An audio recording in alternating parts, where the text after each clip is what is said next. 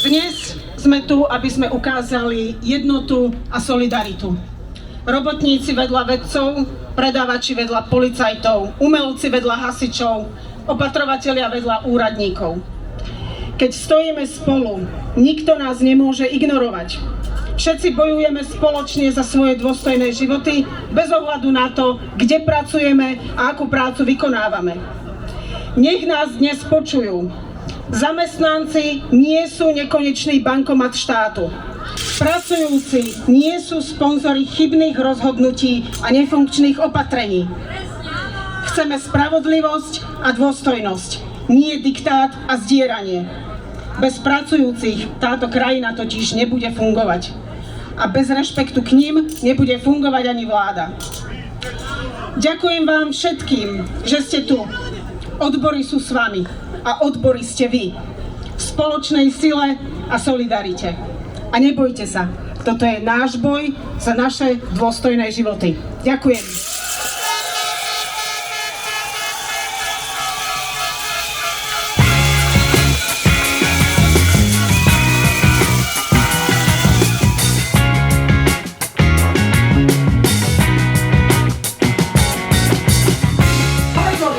Prišli sme preto slušne, ale rázne vyjadriť svoju nespokojnosť a z tohto miesta žiadame vládu Slovenskej republiky, ktorá tak často používa slovo sociálny dialog, aby dodržala dohodu a platy zamestnancov v súlade s ňou v budúcom roku valorizovala.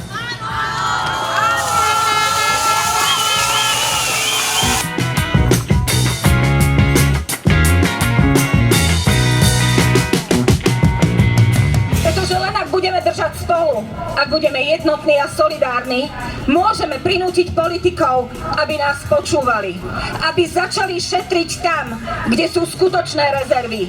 A nie na našich výplatách, nie na našich deťoch a nie na našom zdraví.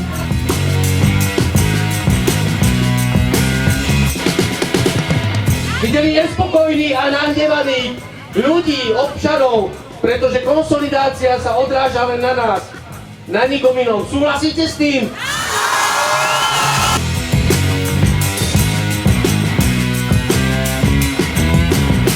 Cena potravín rastie. Rastú náklady na život. A ja tu hovorím z tohto miesta. Stop konsolidácii na úkor našich životov!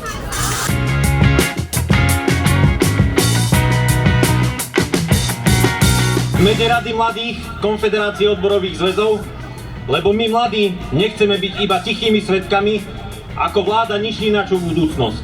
Máme plné zuby vlády, ktorá sa len tvári, že počúva, ale v skutočnosti si zapcháva uši pred občanmi, pred partnermi, pred pracujúcimi.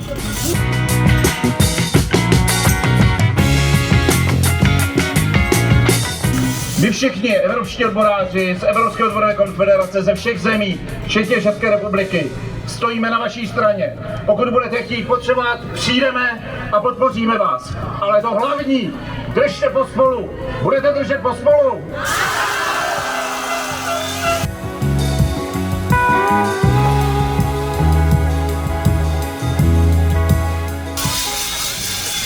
Priatelia, toto všetko nás pravdepodobne v budúcom roku čaká. A ja sa chcem teraz vás všetkých opýtať.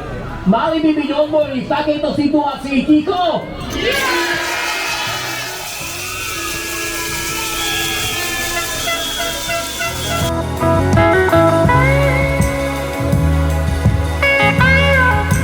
Slovenské odborové zväzy Konfederácie odborových zväzov Slovenskej republiky pôsobiace vo všetkých odvetviach priemyslu, v obchode, v službách, v kultúre, vo verejnej správe, štátnej službe a účastníci odborárskeho protestu proti nespravodlivej konsolidácii dňa 30. septembra 2025 v Bratislave sa dnes zhromažďujeme, aby sme jasne a jednoznačne vyjadrili svoj nesúhlas s konsolidačnými opatreniami vlády, ktoré sú postavené najmä na pleciach zamestnancov.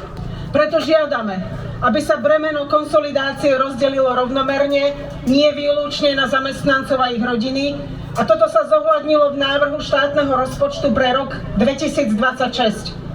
Nesúhlasíme s ďalším zaťažovaním výplat pracujúcich a znižovaním ich čistých miest. Požadujeme zachovanie sviatkov a dní pracovného pokoja a rešpekt k voľnu zamestnancov. Odmietame šetrenie na úkor zníženia sociálnych istôt zamestnancov cez zníženie dávok v nezamestnanosti. Týmto vyhlásením dávame jasne najavo, že odmietame byť rukojemníkmi štátneho rozpočtu. Chceme konsolidáciu, ktorá je spravodlivá voči ľuďom a životnému prostrediu, férová, podporuje reformy a rast ekonomiky a vzniká vďaka otvorenému dialógu.